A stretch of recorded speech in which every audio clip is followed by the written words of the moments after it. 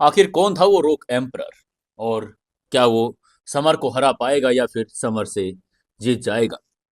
तो आज की कहानी एपिसोड नंबर 208 में आपका हार्दिक स्वागत है। अगर आप पहली बार आए हैं तो चैनल को सब्सक्राइब जरूर कर लें। दोस्तों, आपको हमारी कहानी जिद्दी बिलियनियर अगर अच्छी लगी है तो एक प्यारा सा कमेंट करके जरूर बताएं और अपने दोस्तों तक शेयर जरूर करें। अगर आप जितना ज़्यादा शेयर करेंगे वैसे ही और नई नई कहानियां भी हम आपके पास लेकर आते रहेंगे। तो जल्दी से जल्दी जाकर जिद्दी बिलियनियर कहानी को भी ज़्यादा से ज़्यादा शेयर करें, कमेंट करें और जिन्होंने अभी तक चैनल को सब्सक्राइब नहीं किया है वो चैनल को सब्सक्राइब जरूर कर लें। चलिए, आज के एपिसोड नंबर सीक्रेट घर जमाई 208 में आपका मैं मनदीप फिर से स्वागत करता हूं। शुरू करते हैं कहानी। तभी समर ने ठंडे स्वर में पूछा, क्या तुम रोक एम्परर हो? आगे से हरे रोकमैन ने तिरस्कार से जवाब देकर कहा, मैं एम्परर नहीं, उनका जनरल हूं।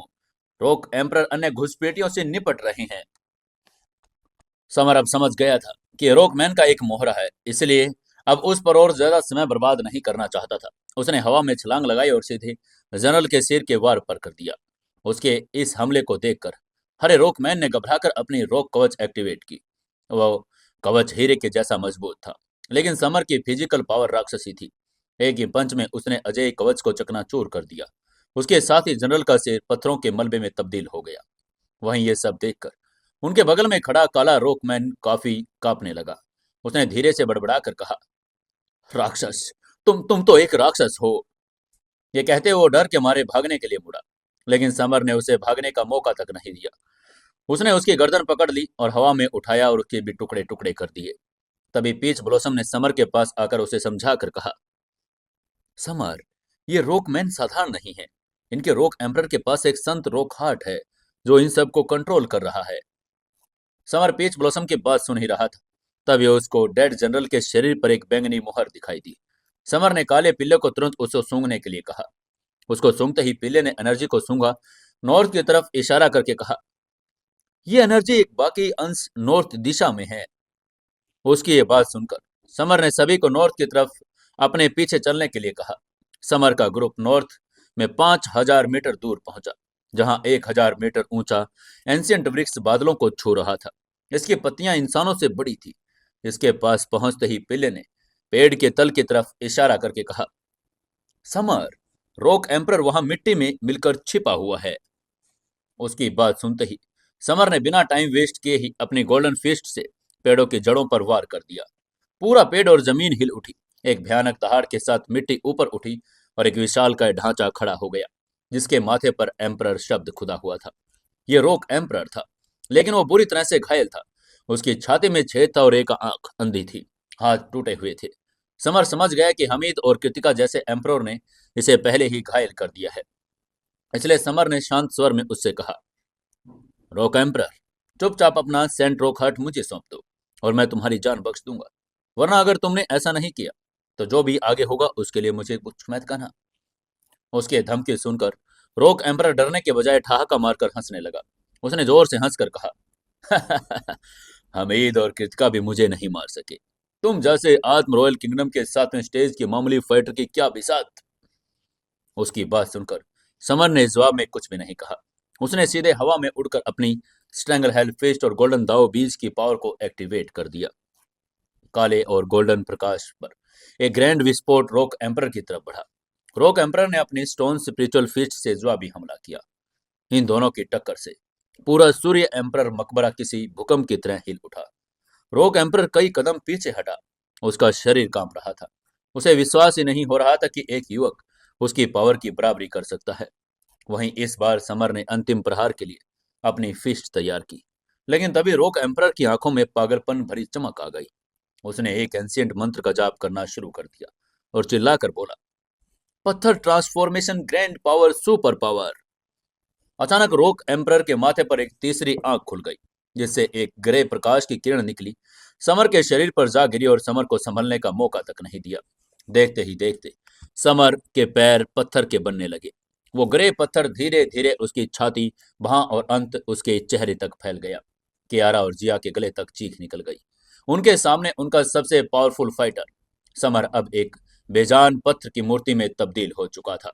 रॉक एम्परर लहूलुहान अवस्था में होने के बावजूद विनर मुस्कान के साथ खड़ा था, जबकि समर के साथी स्तब्ध होते हुए भी विनाशकारी दृश्य को देख रहे थे। ये सब देखकर कियारा का चेहरा सफेद पड़ गया। वो पागलों की तरह समर को बचाने के लिए झपटी, लेकिन पीच ब्लॉसम सी शैतान ने फुर्ती से उसका हाथ पकड़ लिया। पीच ब्लॉसम ने गंभीर स्वर में चेतावनी देकर कहा, कियारा, उधर मत जाओ।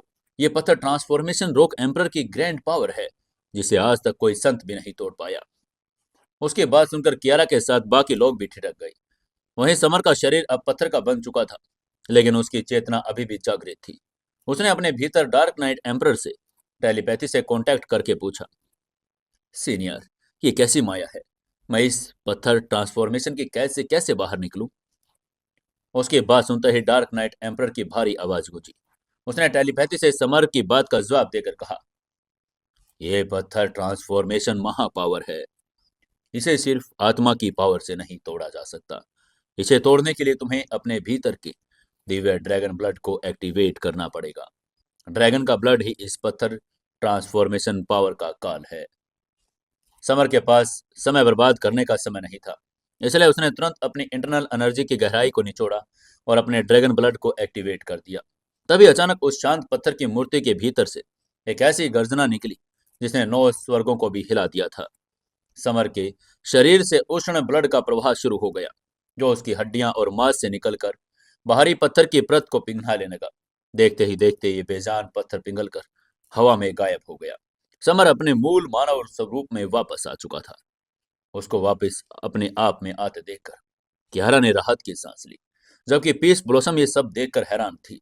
उसने बुदबुदा कर कहा, लाखों वर्षों में कोई भी संत इस श्राप को नहीं काट पाया, इसने ये कैसे कर दिया? कियारा ने गर्व से कहा, क्योंकि वो मेरा पति है, उसके लिए कुछ भी असंभव नहीं है।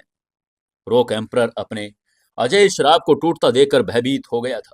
उसने चिल्लाकर कहा, तुम्हारे पास दिव्य ड्रैगन ब्लड है, क्या उस महान प्राणी का पुनर्जन्म होने वाला है? वहीं समर की आंखों में बर्फीली ठंडक थी। उसने ठंडे स्वर में कहा, तुम बहुत ज्यादा जानते हो। यह कहते हुए समर एक बाउंडर की तरह आगे बढ़ा। उसने अपनी फिस्ट में स्ट्रेंगल हेल्ड फिस्ट की 7वीं परत की पावर भरी और सीधे रॉक एम्परर के सीने पर वार कर दिया। एक भीषण आवाज के साथ रॉक एम्परर का विशाल पत्थर शरीर 2 टुकड़ों में चकनाचूर हो गया। उसकी आंखों की ज्योति बुझ गई। वो हमेशा के लिए मिट्टी में मिल गया। समर ने मलबे के बीच से फिस्ट के आकार का एक काला पत्थर उठाया और ये कोयले के टुकड़े जैसा बदसूरत साधारण दिख रहा था। तभी कियारा ने संशय में पूछा, क्या यही वो संत रॉक हार्ट है? ये तो कोयले जैसा दिख रहा है। वो उस पत्थर को हैरानी और एक्साइटमेंट में देख रही थी। उसकी बात सुनकर समर ने मुस्कुरा कर कहा, सच्चे खजाने अक्सर अपनी पावर को असाधारण आवरण में छिपाते हैं। ये मिट्टी और पत्थर की शुद्धतम एनर्जी का सार है। कियारा को समझाने के बाद समर ने वो कीमती खजाना अपने पास रखने के बजाय इंद्रप्रस्थ एम्परर की तरफ बढ़ा दिया। इंद्रप्रस्थ एम्परर भी स्तब्ध था। उन्होंने कांपते हाथों से मना करके कहा, ये संत लेवल का खजाना है, मैं इसे एक्सेप्ट नहीं कर सकता। वो समर से इतना कीमती खजाना नहीं ले सकता था, लेकिन आगे से समर ने दृढ़ स्वर में कहा, जब मैं इस कॉन्टिनेंट पर नया था, तुमने मेरी वफादारी से मदद की, इसलिए तुम इस मृदा एलिमेंट की पावर के हकदार हो। इसे निखारो और संत अवस्था तक पहुंचो। ये कहकर उसने एम्परर को थमा दिया। इस निस्वार्थ भाव को देखकर बाकी सभी समर की तारीफ करने लग गए। तभी सलोनी ने उत्साह से समर का हाथ पकड़कर कहा, समर, तुम दुनिया में सबसे अच्छे हो। लेकिन तभी कियारा की तिरछी नजर देखते ही सलोनी ने झट से समर का हाथ छोड़ दिया, डर कर पीछे हट गई। ये देखते ही समर ने कियारा को कहा, कियारा डार्लिंग, ऐसे सबको डराओ तो मत। वहीं उधर रॉक एम्परर के मरते ही पूरी पर्वत श्रृंखला की रॉक सेना मिट्टी में विलीन हो गई। इसके बाद समर और उसका ग्रुप आगे बढ़कर एक विशाल जंगल के सामने पहुंचा। यहाँ के पेड़ आग की तरह सुर्ख लाल और खून के गहरे रंग की तरह थे। हर पेड़ सैकड़ों मीटर ऊंचा था। उनके छाल पर मानव नसों जैसी विचित्र लाइंस उभर रही थी। वहां पहुंचते ही समर को हवा में ब्लड की हल्की दुर्गंध महसूस हुई। उसने अपने साथियों को रोक कर कहा, रुक जाओ दोस्तों, आगे खतरा है। उसकी बात सुनते ही सभी वहां पर रुक गए। तभी पीछे से एक अहंकारी हंसी गूंजी। ये ब्लेड एम्परर सेक्ट का यंग मास्टर काले कपड़े पहने अपने सब ऑर्डिनेट्स के साथ वहां पहुंच गया था। उसने समर का मजाक करके कहा, खतरा? तुम डरपोक हो। ये तो बस पेड़ हैं, तुम्हें क्या लगता है कि ये तुम्हें खा जाएंगे? लेकिन समर ने कोई जवाब नहीं दिया। जिससे उस युवक का गुस्सा और बढ़ गया। उसके एक मोटे सबऑर्डिनेट ने समर को पंच मारने की कोशिश की। समर ने बिना पीछे मुड़े ही बिजली की स्पीड से एक लात मारी। वो मोटा आदमी हवा में उड़कर सैकड़ों मीटर दूर जाकर उन लाल पेड़ों से जा गिरा। ये सब देखकर आसपास के आत्मसाधक कांप उठे। ब्लेड एम्परर सेक्ट का नाम सुनकर लोग रास्ता छोड़ देते थे, लेकिन समर को कोई फर्क ही नहीं पड़ा। उसने तो सीधे उनके यंग मास्टर से ही पंगा ले लिया था। ब्लेड एम्परर सेक्ट का यंग मास्टर गुस्से में समर की तरफ बढ़ा, लेकिन आगे से समर ने अपनी रॉयल लेवल की आभा को मुक्त किया। उसकी आंखों में ऐसा नरसंहार का दृश्य था। उसको देखते ही यंग मास्टर का चेहरा पीला पड़ गया और खून थूकने लगा। उसने मानो साक्षात यमराज के दर्शन कर लिए थे।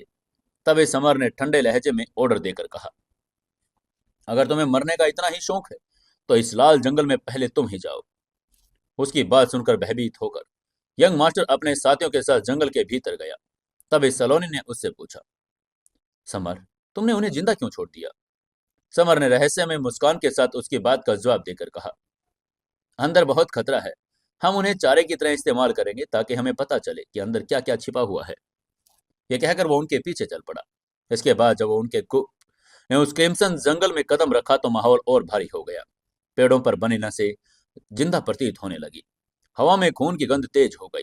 कियारा, जिया, पीच ब्लोसम सावधानी से बीच में चल रही थी, जबकि समर अपनी दिव्य दृष्टि से हर हरकत पर नजर रख पा रहा था।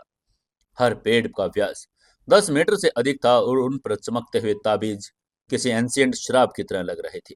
समर को ऐसा एहसास हुआ कि यह जंगल सिर्फ पेड़ों का ग्रुप नहीं, बल्कि एक विशाल जिंदा जाल है।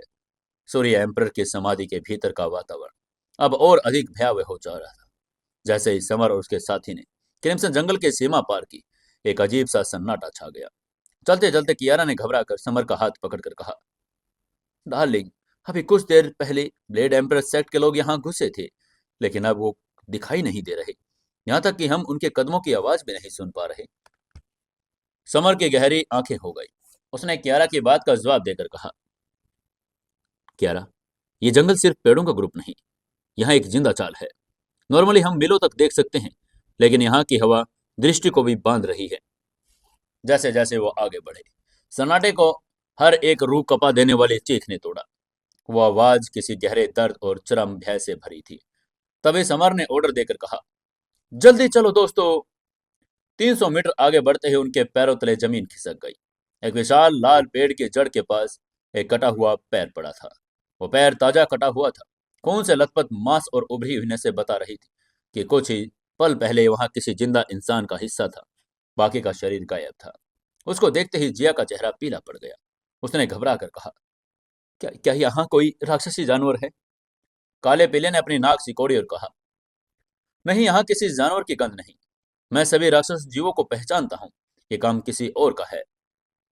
लड़कियां अदृश्य भूतों के डर से कांपने लगी, लेकिन समर ने कियारा का हाथ थामकर शांत करके कहा, यहाँ कोई भूत नहीं हो सकता। इस मकबरे में 2 कृत्रिम सूर्य हैं, जिनकी गर्मी किसी भी अपवित्र साये को भस्म कर देगी। इसके बाद उसने सामने खड़े विशाल पेड़ की तरफ इशारा करके कहा, और किलर ये पेड़ ही है। उसकी बात सुनकर पीच ब्लॉसम सी शैतान ने कांपते स्वर में कहा, एंशिएंट ग्रंथों में लिखा है, सूर्य एम्परर ने एक नरभक्षी राक्षसी वृक्ष को वश में किया था। ये उसी के वंशज हैं। समर ने उनकी पावर को परखने के लिए जमीन से एक पत्थर उठाया और उसे बिजली की स्पीड से पेड़ की तरफ फेंका। पत्थर में लाखों किलोग्राम की पावर थी, लेकिन पेड़ की छाल से टकराकर वो पत्थर ऐसे उछला जैसे किसी फौलाद से टकराया हो। समर ने मुस्कुराकर कहा, वाह, इंटरेस्टिंग। उसने अपने मुंह से गोल्डन एनर्जी की धारा छोड़ी। आगे से पेड़ ने भी तुरंत खतरे को भांप लिया और अपनी 100 मीटर लंबी विशाल शाखा चाबुक की तरह घुमा दिया। गोल्डन प्रकाश ने एक शाखा का छोटा सा हिस्सा तोड़ दिया, लेकिन जो हुआ उसको सबको दहला दिया। पेड़ के टूटे हुए हिस्से से इंसानी खून बहने लगा। वो गाढ़ा और लाल बदबूदार था। उसकी गंध को सूंघते ही सलोनी अपनी छाती थपथपाकर पीछे हट गई। उसने अपनी नाक सिकोड़कर कहा, ओ, इस पेड़ का खून कितना घिनौना है। तभी झाड़ियों से भागकर ब्लेड एम्परर सेक्ट का यंग मास्टर दिखाई दिया। उसके साथ अब सिर्फ 3 लोग बचे थे। उनके पीछे एक राक्षसी पेड़ अपनी शाखाएं फैलाए आ रहा था। पेड़ के तने में अचानक एक भयानक मुंह खुला, जिसमें सैकड़ों नुकीले चॉपस्टिक्स जैसे लंबे दांत थे। एक मोटे आत्मसाधक ने चिल्लाकर कहा, यंग मास्टर, मुझे बचाओ। लेकिन यंग मास्टर अपनी जान बचाकर भाग निकला। तभी पेड़ की शाखा ने उस मोटे युवक की तरफ हवा में लपक कर सीधे मुंह में हाथ डाल दिया। कचाकच। उसके हड्डियों के टूटने की, मांस के चबाने की आवाज ने हवा को और भी भारी कर दिया। समर ने यह सब देखा। हालांकि वो युवक उसका दुश्मन था, लेकिन मानवता के नाते उसे पेड़ों की इस क्रूरता पर गुस्सा आ रहा था। समर ने अपनी मुट्ठी भींचकर कहा, ये पेड़ सिर्फ मनुष्यों को भोजन समझ रहे हैं, इनको तो सबक सिखाना पड़ेगा। तभी ब्लेड एम्पर सेक्ट का यंग मास्टर डर से बेहाल समर के पैरों में गिर पड़ा। उसने समर के आगे गिड़गिड़ाकर कहा, प्लीज मुझे बचा लीजिए, मैं अपनी पावर को एक्सेप्ट करता हूँ। वो समझ गया कि समर कोई नॉर्मल इंसान नहीं है। आगे से समर ने अपनी पीछे खड़े होने को कहा और युद्ध के लिए तैयार हो गया। समर ने अपना आकाश भेदी भाला निकाल लिया। उसने अपनी लाइफ पावर को भाले में प्रवाहित किया, जिससे उसकी काली रोशनी निकलने लगी। इसके बाद जैसे ही पेड़ों ने अपने विशाल टहनियों से हमला किया, समर ने उनके सामने भाले से एक चाप बनाया, जिससे टकराते ही शाखाओं के नुकीले दांत कांच की तरह टूट गए। समर ने एक वार में 5 मिलियन किलोग्राम की पावर छोड़ी। उसके भाले से वार के पेड़ को तने को फाड़ दिया, जिसे खून की नदियां बहने लग गई। दर्द के मारे पेड़ में एक ऐसी चीख मारी जो इंसान की नहीं थी, बल्कि प्रकृति के किसी विकृत रूप की आवाज थी। तभी अचानक 1 दर्जन पेड़ अपनी जड़ें जमीन से उखाड़कर समर को घेरने लगे। देखते ही देखते कियारा ने चिल्लाकर कहा, पतिदेव सावधान। समर ने उसकी तरफ देखकर मुस्कुराकर आंख मारी और उसको शांत रहने का इशारा करके बोला, चिंता करने की जरूरत नहीं है डार्लिंग। तभी समर ने चिल्लाकर अपनी सबसे घातक चाल चली, भूकंपीय स्वर्ग भाला। भाले के वार से धरती की गहरी काली दरारें पड़ गई। दर्जनों नरभक्षी पेड़ उन दरारों में गिर गए और समर ने तुरंत दरारें बंद कर दी। जमीन के नीचे से लकड़ियों के टूटने और चीखने की आवाजें आई। उनके ब्लड की तीखी गंध पूरे जंगल में फैल गई, जिस वजह से पूरे जंगल ने अपना रुख समर की तरफ कर लिया। हजारों शाखाएं एक साथ समर की तरफ बढ़ने लगी। उनको देखते ही समर ने 2000 गुना गुरुत्वाकर्षण तकनीक इस्तेमाल कर ली और शाखाओं को जमीन में ही जड़ कर दिया। फिर उसने अपने चारों तरफ फायर किंगडम की ज्वाला फैला दी। लेकिन तभी आगे से एक भारी और उग्र आवाज आई, बेकार है इंसान, तेरी आग मेरा कुछ नहीं बिगाड़ सकती। और इसके साथ ही आकाश में अचानक मूसलाधार खून की बारिश होने लगी। ये उन अनगिनत फाइटर्स का रक्त था जिन्हें जंगल के किंग ने पिया था। इस रक्त वर्षा ने समर के नरक ज्वाला को बुझा दिया। जंगल के बीचों बीच से एक विशालकाय आकृति उभरी, नरभक्षी वृक्ष एम्परर। ये 1000 मीटर से ऊंचा था। इसके तने पर एक बूढ़ा क्रूर मानव चेहरा बना था, जिसकी दाढ़ी खून की तरह लाल थी। वृक्ष एम्परर दहाड़ कर उसने बोला, तुमने मेरे प्रजाजनों को मारा, अब तू मेरा भोजन बनेगा। आगे से समर ने अपनी ठंडी आंखों के साथ ऊपर भाला उठाकर कहा, तुम्हारी खूनी वर्षा ने मेरी आग बुझा दी, लेकिन यह मत भूलना कि मेरे पास अभी बहुत कुछ है। आज तुम्हारा यह लाल जंगल राख में बदल दिया जाएगा। और वह वृक्ष एम्परर के मानव रूपी चेहरे पर क्रोध और प्रतिशोध की ज्वाला थी। उसने गरज कर कहा, ठीक है इंसान, आज इस जंगल में हमसे में सिर्फ एक ही जिंदा बाहर निकलेगा। देखते हैं वो कौन होगा जिसकी किस्मत अच्छी होगी। उसकी ये बात सुनकर समर ने अपनी चीर परिचित मुस्कान बिखेरी और बेपरवाही से जवाब देकर कहा, मेरा इरादा भी यही है। आज मैं इस पूरे नरभक्षी जंगल को जड़ से मिटा दूंगा। यह कहकर समर ने अपने हाथ में आकाश भेदी भाला उठाया। जैसे उसने भाले को घुमाया, अंतरिक्ष में दरारें पड़ने लगी। ये एक ऐसी फिजिकल पावर थी जो डायमेंशंस अवरोधों को भेदने में सक्षम थी। आगे से वृक्ष एम्परर ने अपनी 1000 मीटर लंबी विशाल शाखा से वार किया। जब भाला और शाखा टकराए तो एक भीषण विस्फोट हुआ और जिसने पूरी धरती को हिला दिया। हवा में मकड़ी के जाले जैसी दरारें फैल गई। उस टक्कर के प्रचंड वेग से पास खड़े दर्जनों राक्षसी पेड़ उखड़कर दूर जा गिरे। लेकिन समर अपनी जगह पर पर्वत की तरह अडिग रहा, जबकि वृक्ष एम्परर की शाखा में गहरी दरार पड़ गई, जिससे गाढ़ा लाल खून बहने लगा। तभी देरी न करते हुए समर ने अपनी अगली चाल चलकर चिल्लाकर कहा, भूकंपीय स्वर्गीय भाला। भाले के वार से जमीन में हजारों फीट गहरी एक विशाल खाई पैदा हो गई। खाई तेजी से वृक्ष एम्परर की तरफ बढ़ने लगी। खुद को खाई में गिरने से बचाने के लिए वृक्ष एम्परर ने अपनी जड़ों को जमीन से ही उखाड़ दिया और विशालकाय पेड़ हवा में उड़ने लगा। आसपास मौजूद ये लोग देखकर स्तब्ध थे। किसी ने नहीं सोचा था कि एक पेड़ गुरुत्वाकर्षण को चुनौती देकर उड़ जाएगा। तभी समर ने ठहाका लगाकर कहा, तुम सिर्फ उड़ नहीं सकते, मैं भी तो तुम्हारे साथ पीछे आ सकता हूं। यह कहकर समर ने अपने पवन एलिमेंट पंख एक्टिवेट किए। हरे और गोल्डन प्रकाश के साथ वो बिजली की स्पीड से आसमान में उड़ा और एक पलक झपकते ही वृक्ष एम्परर के सामने पहुंच गया। और समर ने अपने भाले को उस वृक्ष एम्परर की तरफ दे मारा। आगे से वृक्ष एम्परर ने अपनी 100 शाखाओं से समर के भाले के चबाने की कोशिश की, लेकिन भाले की मजबूती के आगे उसके दांत टूटकर जमीन पर गिर पड़े। हार न मानते हुए उसने अपने सीक्रेट पावर का इस्तेमाल करके कहा, time controlling super power.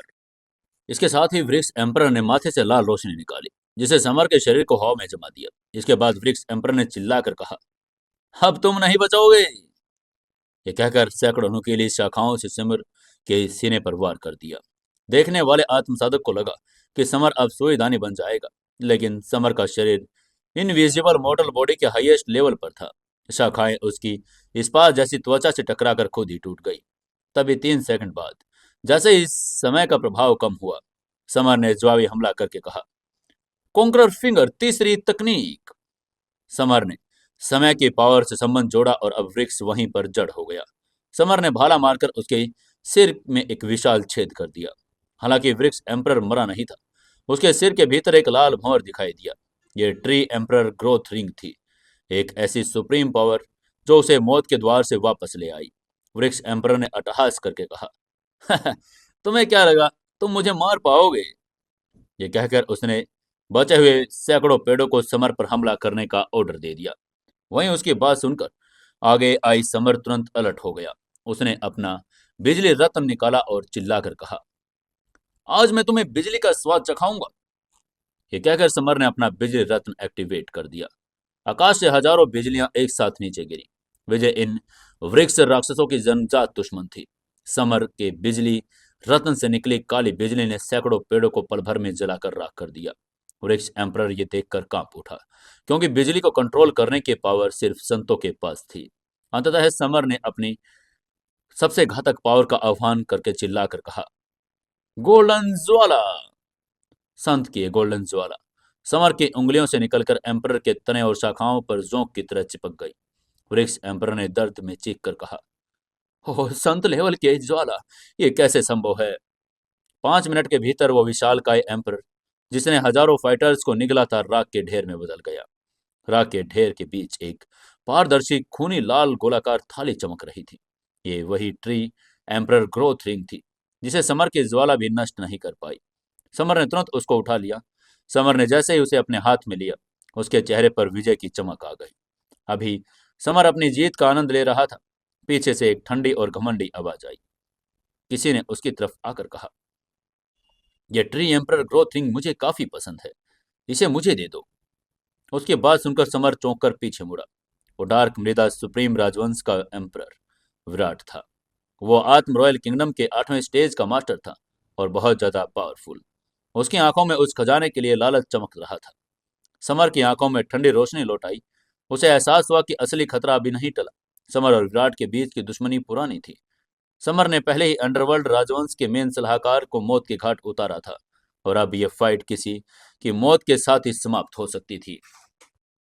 Virat की आंखों में नफरत की ज्वाला धधक रही थी। उसने समर को घूर कर गर्जना करके कहा, वो ट्री एम्परर ग्रोथ रिंग मुझे दे दो जो तुम्हारे पास है, और मैं तुम्हारे शव को शत विक्षत नहीं करूंगा, वरना मेरे काम पूरा होने के बाद तुम्हें दफनाने के लिए कुछ बचेगा नहीं। समर के चेहरे पर एक शांत मुस्कान उभर आई। बिना एक शब्द कहे उसने एक अनमोल ग्रोथ रिंग को सीधे अपने स्टोरेज रिंग में डाल लिया। यह सिर्फ एक लकड़ी का टुकड़ा नहीं था, बल्कि एक एंशिएंट संत का खजाना था, जिसने एक साधारण वृक्ष को एम्परर बना दिया था। समर इसे किसी भी कीमत पर विराट जैसे इंसान को कैसे दे सकता था? वहीं ये सब देखकर विराट का चेहरा गुस्से से तमतमा उठा। उसने एक कदम आगे बढ़ाया और उसके पैरों के नीचे की धरती फट गई। उसके शरीर से निकली एनर्जी ने पूरे आकाश को ढक लिया था। आसपास के आत्मसाधक डर के मारे पीछे हटने लगे। वो जानते थे कि विराट स्पिरिचुअल एम्परर रैंकिंग के टॉप 10 फाइटर्स में से एक है। कियारा, जिया और सलोनी के चेहरे चिंता से पीले पड़ गए। वो मदद के लिए दौड़ी, लेकिन समर के हाथ के इशारे ने उन्हें रोक दिया। समर ने दृढ़ता से कहा, इधर मत आओ। वो जानता था कि ये फाइट नॉर्मल नहीं है। तभी विराट ने अपनी इंडेक्स फिंगर झटकी और उसने काले प्रकाश की एक घातक किरण निकाली। वो बिजली की स्पीड से डायमेंशंस को भेद कर समर की तरफ बढ़ने लगी। समर ने अपनी भौहें सिकोड़ दी और अपना कॉन्करर मंत्र एक्टिवेट किया। उसके फिंगर से हरे रंग की रोशनी निकली। Conqueror finger. दोनों की पावर्स आपस में टकरा गई। एक भीषण विस्फोट हुआ और जिसने आकाश और पृथ्वी को हिलाकर राख कर दिया।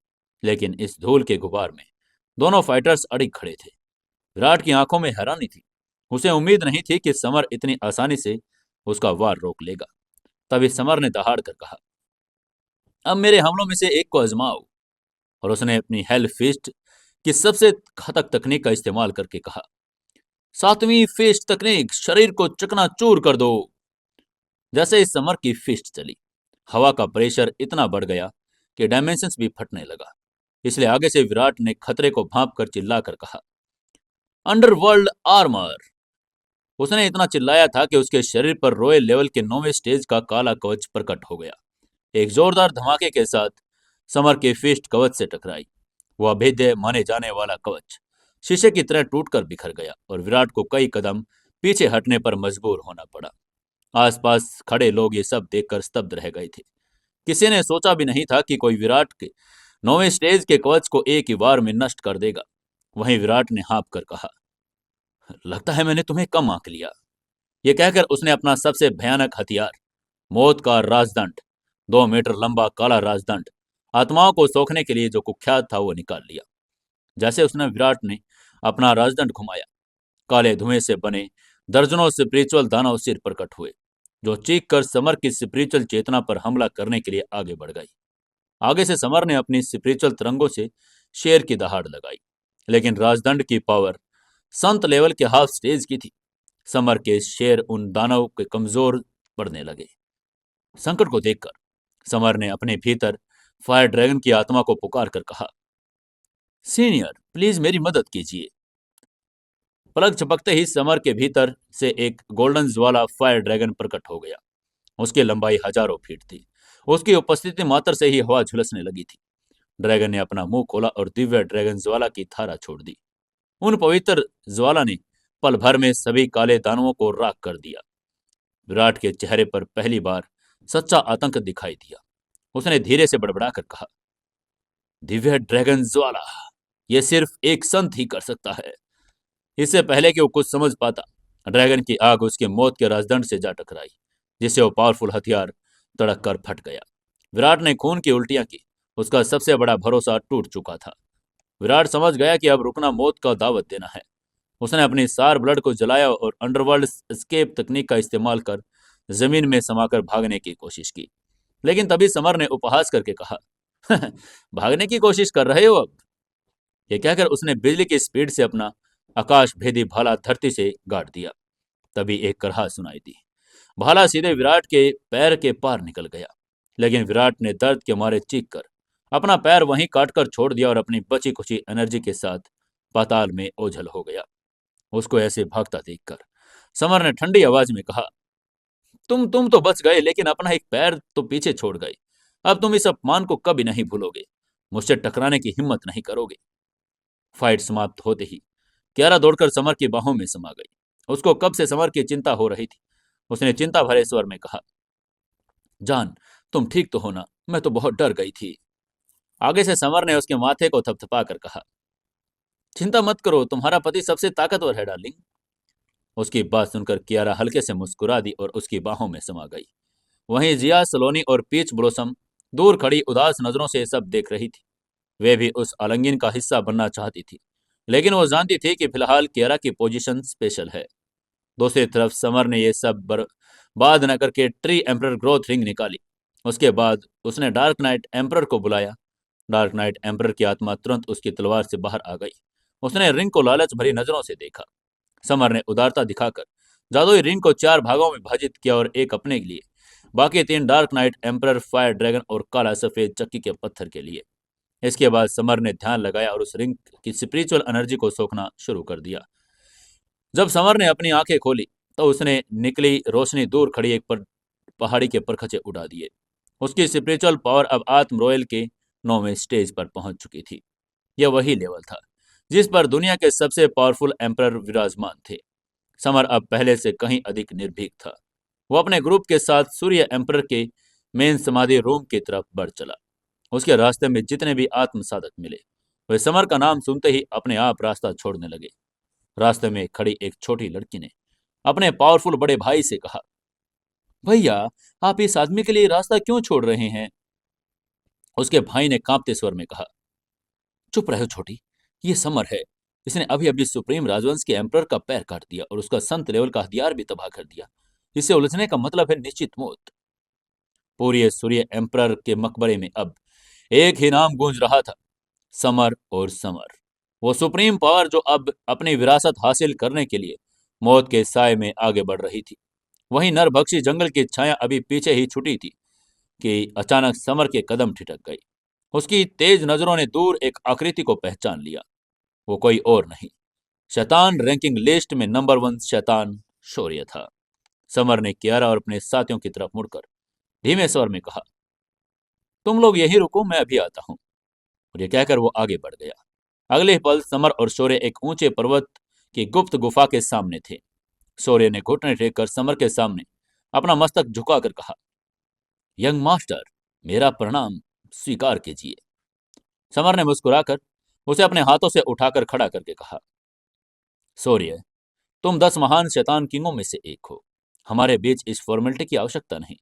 तुम मुझे अपने दोस्त की तरह ट्रीट कर सकते हो। अब बताओ, क्या खबर लाए हो? उसकी बात सुनते ही शौर्य का चेहरा गंभीर हो गया। उसने गंभीरता से कहा, मास्टर, बाकी राजवंशों के किंग अत्यंत पावरफुल है। उन सबके पास संत लेवल के हाफ स्टेज के खजाने भी हैं। हमीद, जो आपका सबसे बड़ा दुश्मन है, उसके पास न सिर्फ अष्टग्राम कंपास है, बल्कि एक ऐसा दिव्य कवच भी है जिसने आत्म रॉयल किंगडम के 9वें स्टेज के फाइटर राक्षस के हमले को भी बेकार कर दिया था। इस तरह से वो पूरी डिटेल समर को बता रहा था। समर ने शांति से सारी जानकारी सुनी। इसके बाद उसने शौर्य को सीक्रेटली साथ चलने और सही समय पर दुश्मनों पर वार करने का ऑर्डर दिया। शौर्य धुएं के गुआर में ओझल हो गया। समर वापस कियारा के पास लौट आया। मकबरे के भीतर की दुनिया किसी जादुई ग्रह के जैसी थी। पर्वत, नदियां और रेगिस्तान, सब कुछ अंडरग्राउंड होने के बावजूद जीवंत थे। समर और उसका समूह एक विशाल हरे घास के मैदान में पहुंचा। यहाँ की घास स्पिरिचुअल एनर्जी से लदी थी और उसकी बूंदें हीरो की तरह चमक रही थी। कियारा ने समर का हाथ थामकर बेचैनी से पूछा, जान, यहाँ सब इतना शांत क्यों है? हमें अब तक कोई फाइटर क्यों नहीं मिला?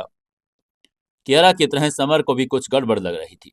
उसने तुरंत अपनी दिव्य दृष्टि एक्टिवेट की। उसकी आंखों से गोल्डन रोशनी निकली, लेकिन उसे 2000 मीटर तक वापस सिर्फ हरी घास दिखाई दी। वहीं इधर उधर का एरिया स्कैन कर ही रहा था, तभी अचानक समर का चेहरा पीला पड़ गया। उसकी नजर उस ग्रुप पर पड़ी जो उन्हीं की तरफ बढ़ रहा था। समर ने तुरंत सभी को वार्निंग देकर कहा, सब लोग मेरे पीछे आ जाओ। समर एक आवाज में अनजाना डर था। जब वो ग्रुप उनके पास आया तो उनके होश उड़ गए। सामने खड़ा ग्रुप कोई और नहीं, बल्कि समर, कियारा, जिया और उनके अन्य साथियों की हूबहू नकल था। उनका पहनावा, उनकी गंध, यहाँ तक कि उनके चेहरे के भाव भी बिल्कुल असली के जैसे थे। उनको देखते ही काले पिल्ले ने घबराकर समर से पूछा, क्या ये कोई भ्रम है समर? आगे से समर ने सिर हिलाकर कहा, नहीं नहीं, ये भ्रम नहीं है, ये हार्ड मास के जिंदा प्राणी हैं। इसके बाद समर ने स्थिति को परखने के लिए हवा में छलांग लगाई और कॉन्करर फिंगर से उन पर हमला किया। आश्चर्य की बात यह थी, नकली समर ने भी ठीक उसी समय वही तकनीक इस्तेमाल की। दोनों की पावर्स आपस में टकराकर डायमेंशंस में विलीन हो गई और इसी के साथ उस मैदान का युद्ध छिड़ गया। कियारा के सामने नकली कियारा थी, जिया के सामने नकली जिया। सब अपनी ही पावर से लड़ रहे थे। तभी पीच ब्लॉसम ने घबरा कर कहा, कियारा दीदी, असली समर कौन है? मैं पहचान नहीं पा रही। उसकी बात सुनकर कियारा भी समर की तरफ देखने लगी। वहीं उधर आकाश में लड़ रहे समर ने अपने भीतर डार्क नाइट एम्परर को पुकारा। डार्क नाइट एम्परर ने गंभीर स्वर में समझाकर कहा, छोटे, ये कांस्य मछलियों की पावर है। ये एंशियंट संत लेवल की वस्तु है जो हर आगंतुक की एक स्ट्रीक प्रतिकृति तैयार करती है। इन्हें हराने के लिए दो तरीके हैं, या तो उन एंशियंट मछलियों को ढूंढो या फिर अपने स्पिरिचुअल कनेक्शन का इस्तेमाल करो। डार्क नाइट एम्परर की बात सुनकर समर को एक युक्ति सूझी। उसने सोचा कि कांचा मछलियां नॉर्मल पावर्स की नकल तो कर सकती है, लेकिन वो उनके मन में मौजूद अराजकता के खजाने, काले सफेद चक्की के पत्थर की नकल नहीं कर पाएगी, क्योंकि वह संत लेवल से भी ऊपर की वस्तु थी। समर ने दहाड़ कर कहा। मेरी नकल करने वाले कमीने, अब देख तेरा क्या हाल होता है। ये कहकर उसने मन में काले सफेद चक्की के पत्थर की दो किरणें निकाली, जिनमें वृथर्थ दाव के नियम समाहित थे। जैसे एनर्जी नकली समर से टकराई, वो दर्द से चीख पड़ा। उसके पास इस दिव्य खजाने का कोई मुकाबला नहीं था। देखते ही देखते नकली समर का शरीर हरे धुएं में बदल गया। इसके बाद नीचे उतरकर समर ने असली कियारा को पहचानने के लिए डार्क नाइट एम्परर की सलाह मानी। वो तेजी से कियारा की तरफ बढ़ा और उसके माथे को चूम लिया। उसकी इस हरकत से ही कियारा ने प्रेम और शर्म में अपनी आंखें मूंद ली। ये देखकर समर ने मुस्कुराकर कहा, ओह ये असली है। अगले ही पल उसने काले सफेद चक्की के पत्थर पावर से नकली कियारा और अन्य सभी नकलियों का अंत कर दिया। तभी काले पिल्ले ने हवा में सूंघ कर कहा, हमें इन कांस्य मछलियों को नष्ट करना होगा, वरना ये मुसीबत फिर से खड़ी हो जाएगी। समर भी उसकी बात से सहमत था, लेकिन उसकी दिव्य दृष्टि अब थक चुकी थी। इसलिए उसने काले पिल्ले की नाक पर भरोसा किया। पिल्ले ने हवा में सूंघा और नॉर्थ ईस्ट की तरफ इशारा करके कहा, यहां से 3000 मीटर दूर मुझे उनकी गंध नॉर्थ ईस्ट डायरेक्शन से आ रही है। और यही उसकी बात सुनते ही पूरा ग्रुप तेजी से उस डायरेक्शन में बढ़ने लगा। रास्ते में उन्होंने कई अन्य आत्मसाधकों को देखा, जो अपने ही हम शक्लों से लहूलुहान होते हुए लड़ रहे थे, लेकिन समर के पास उन्हें बचाने का समय नहीं था। जब वे अपनी मंजिल पर पहुंचे तो वहां का दृश्य देखकर समर एक ही बार फिर चौंक गया। कांस्य मछलियों के पास एक रहस्यमयी महिला खड़ी थी, जिसकी एनर्जी उस स्थान को कंट्रोल कर रही थी। वो ब्लड सी सुप्रीम एम्परर की रानी कृतिका थी, जो ब्लड सी के एम्परर की छोटी बहन थी। समर ने उसे तुरंत पहचान लिया। कृतिका की आंखें भावहीन थी। उसने बेपरवाही से कहा, यह जगह खतरनाक है, तुम लोग यहाँ क्या कर रहे हो। समर ने मुस्कुराकर जवाब दिया, हम यहाँ कांस्य मछलियों को खोजने आए हैं। ये कहते ही उसके पास पड़ी दो कांस्य मछलियां पड़ी। ये पैर और आकार की एंशियंट मछलियां थी, जिन पर दाओ के डायमेंशंस के जटिल शिलालेख थे। ये संत लेवल के दुर्लभ खजाने थे। समर इस बात से हैरान थे कि कृतिका वहां खड़ी थी, फिर भी इन मछलियों ने उसकी नकल क्यों नहीं बनाई। तभी काले पीले ने फुसफुसाकर उसको चेतावनी देकर कहा, सावधान रहो, इसके पास कोई ऐसा हाफ संत लेवल का खजाना है जो कांस्य मछलियों के प्रभाव को रोकता है।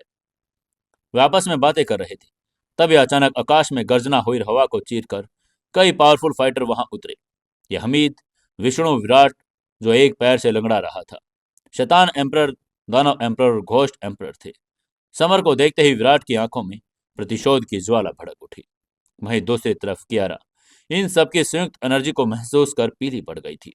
समर ने सांत्वना देकर कहा, डरो मत, ये लोग फिलहाल आपस में नहीं लड़ेंगे। इनका लक्ष्य कांस्य मछलियों को नष्ट करना ही है। इन सातों सुप्रीम पावरफुल मास्टरों ने मिलकर एक अभेद्य घेरा बनाया और अपनी प्रचंड एनर्जी से उन कांस्य मछलियों को चूर चूर कर दिया।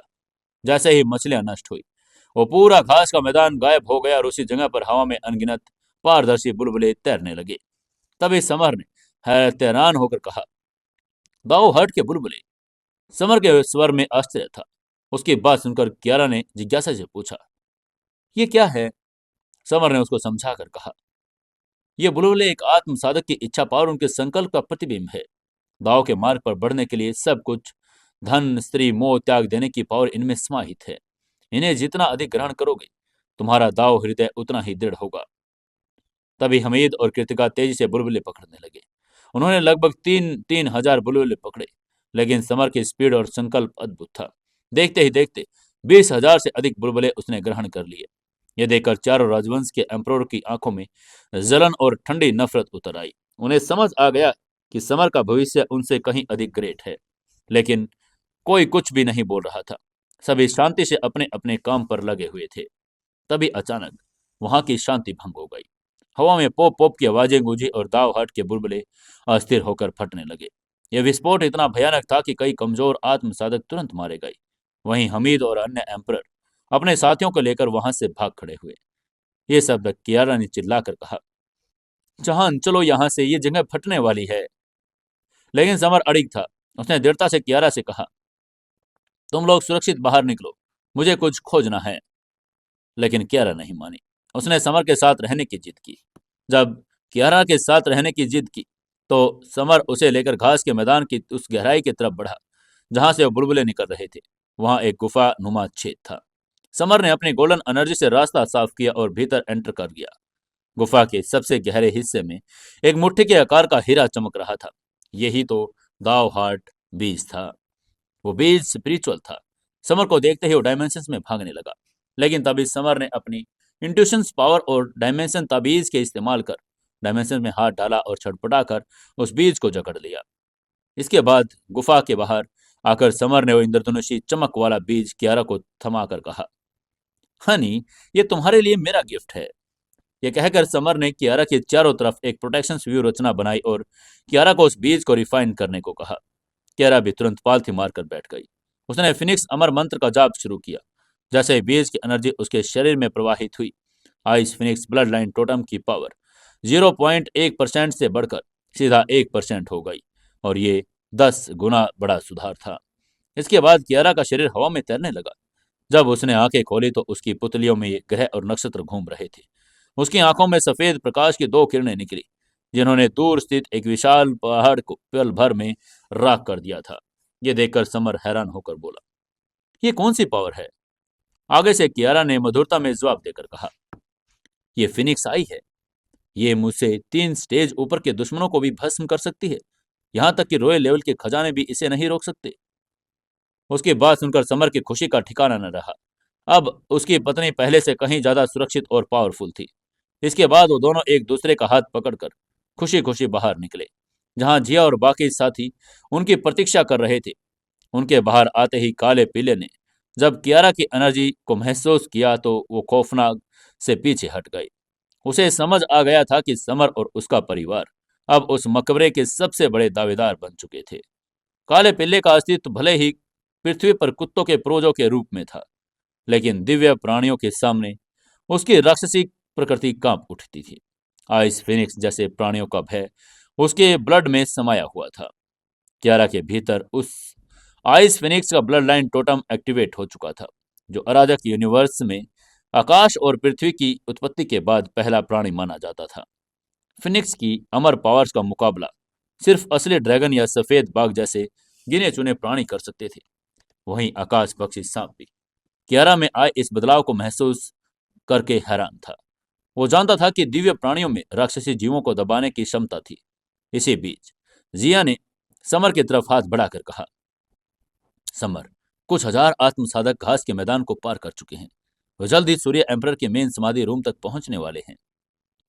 उसकी बात सुनकर समर की आंखों में एक चमक कौंधी। उसने संक्षिप्त जवाब देकर कहा, ठीक है, समय बर्बाद करना बंद करो और आगे चलो। ये कहकर वो आगे बढ़ गई। उसके बाकी साथी भी पीछे पीछे चलने लगे। उनकी टीम ने पूरी एनर्जी झोंक दी। वो जल्द ही एक विशाल घाटी के सामने खड़े थे। ये घाटी किसी करिश्मे से कम नहीं थी। गहरी, ऊबड़ खाबड़ और दोनों तरफ विशाल पर्वत श्रृंखलाओं से घिरी हुई। इसके भीतर ही सूर्य एम्परर का भव्य भूमिगत महल छिपा था। जैसे ही वो घाटी में पहुंचे, वहां का दृश्य डरावना था। घाटी की नुकीली चट्टानों के नीचे चॉपस्टिक्स जैसे पतले और पतले घातक लंबे काले सांप थे। कई आत्म साधक जो आगे बढ़े थे, वो चीखते हुए दम तोड़ रहे थे। उनका खून कुछ ही सेकंड में जम रहा था। समर ने अपनी पैनी दृष्टि से खतरे को भांप लिया। उसने अपने बगल में चल रहे आकाश बख्शी सांप को ऑर्डर देकर कहा, तुम सांपों के पूर्वज हो।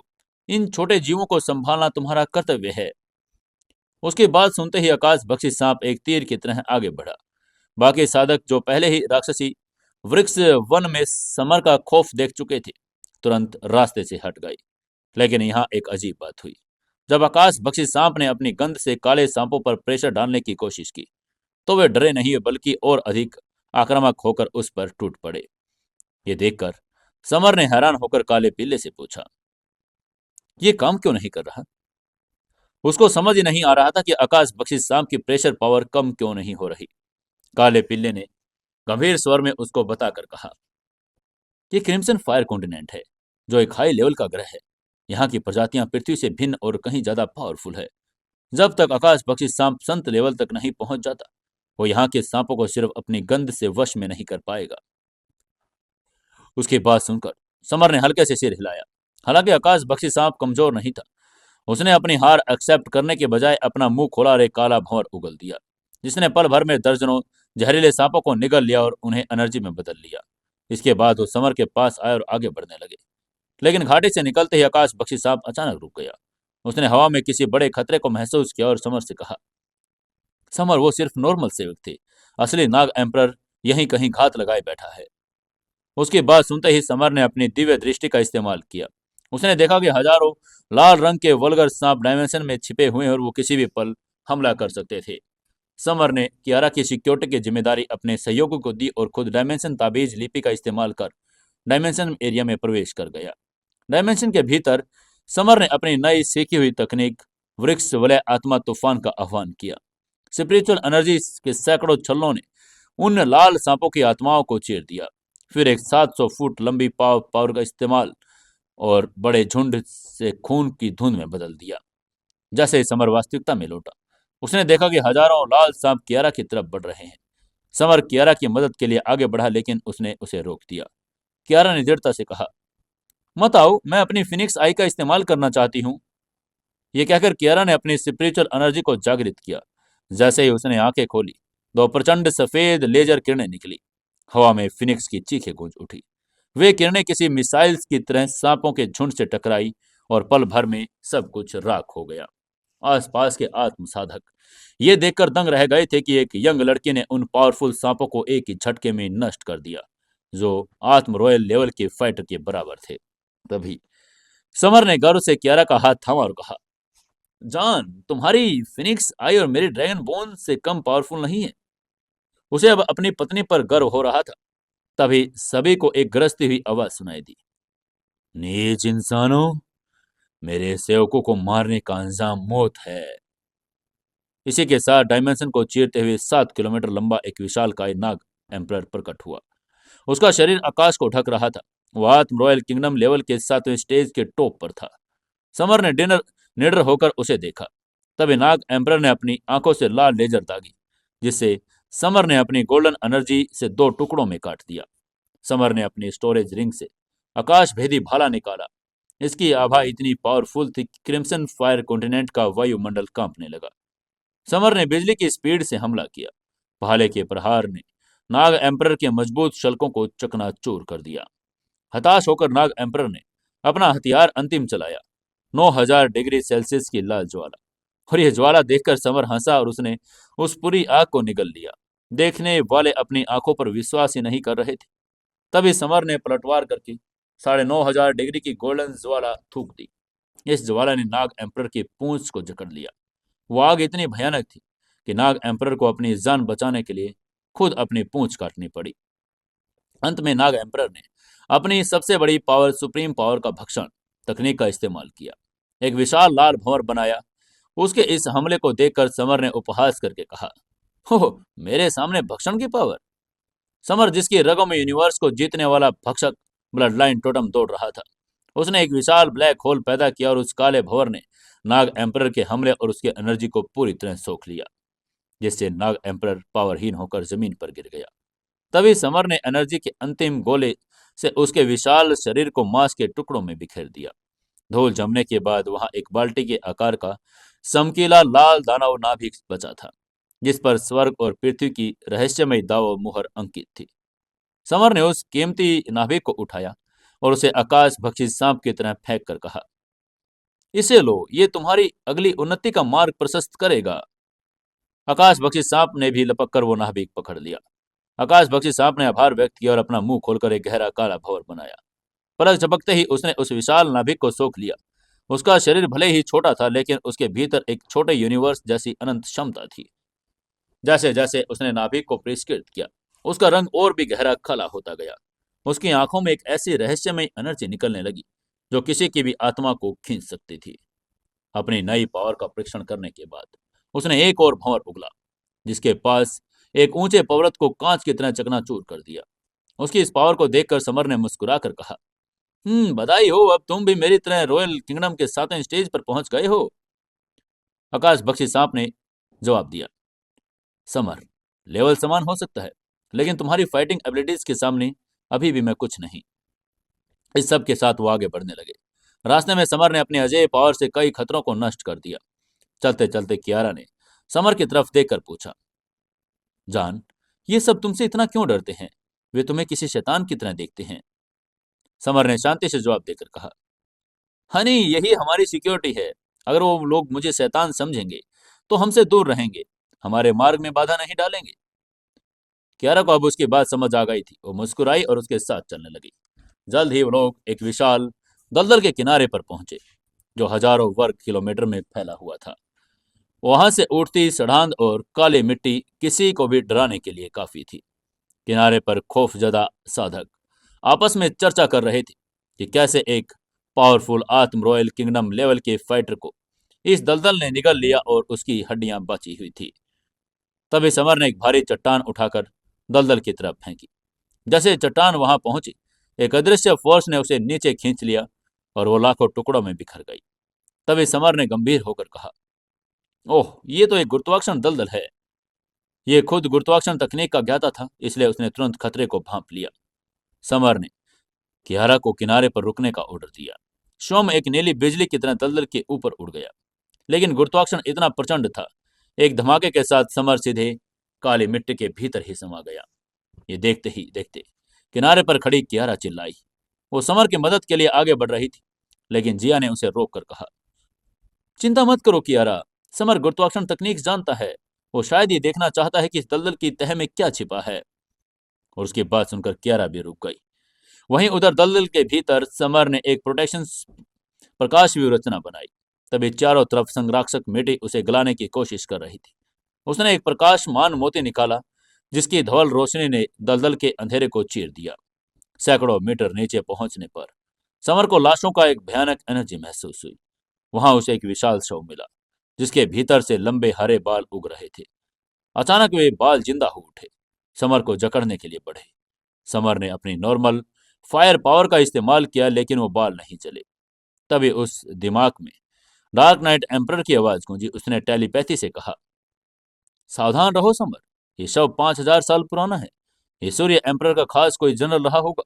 इसे सिर्फ गोल्डन ज्वाला ही नष्ट कर सकती है। समर ने तुरंत अपनी उंगलियों से संत लेवल की गोल्डन ज्वाला छोड़ी।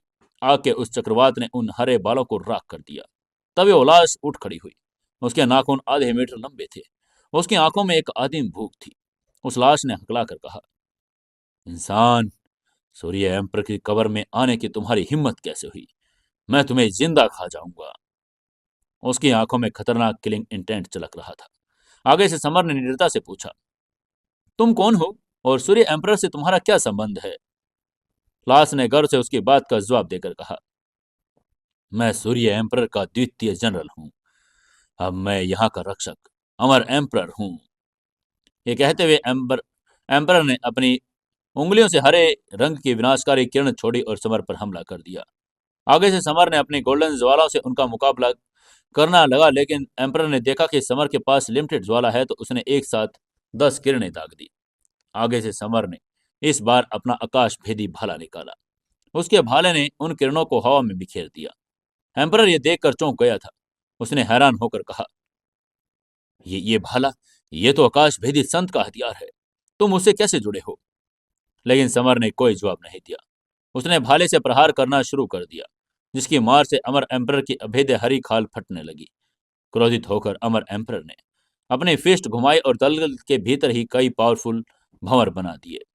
समर ने अपना भाला एक तरफ रखा और अपनी मोर्टल बॉडी तकनीक को एक्टिवेट किया। उसकी तरफ एक जोरदार पंच दे मारा।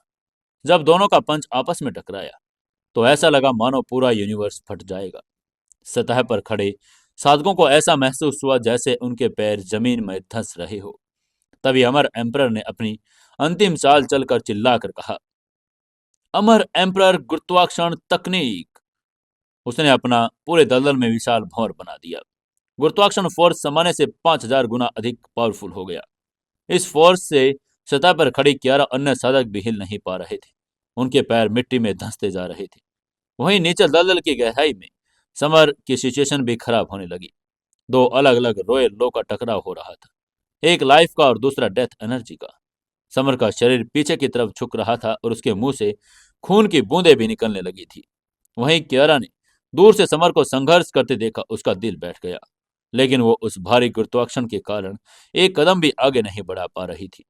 लेकिन उसके पास खड़े काला पिल्ला और आकाश पक्षी सांप भी शांत थे। उन्हें समर के अजय पावर का टूट विश्वास था। लेकिन सवाल यह था कि क्या समर इस एंशियंट जनरल के मृत्यु के पास को तोड़ पाएगा। आपको क्या लगता है दोस्तों, क्या समर इस दलदल से बाहर निकल पाएगा या नहीं? जानने के लिए जुड़े रहिए अपनी कहानी सीक्रेट घर जमाई के साथ। दोस्तों, कहानी को ज्यादा से ज्यादा प्यार दे, कमेंट करें और शेयर जरूर करें। और अपनी नई कहानी जिद्दी बिलियनियर अगर आपको पसंद आई है तो जल्दी से कमेंट करके जरूर बताएं कि कहानी कैसी लगी। और हमारा टाइम जिद्दी बिलियनियर का रहता है शाम को 7:15 बजे। तो जल्दी से जल्दी उस कहानी को भी शेयर करें, कमेंट करें और लाइक करके जरूर बताएं कि कहानी कैसी लग रही है।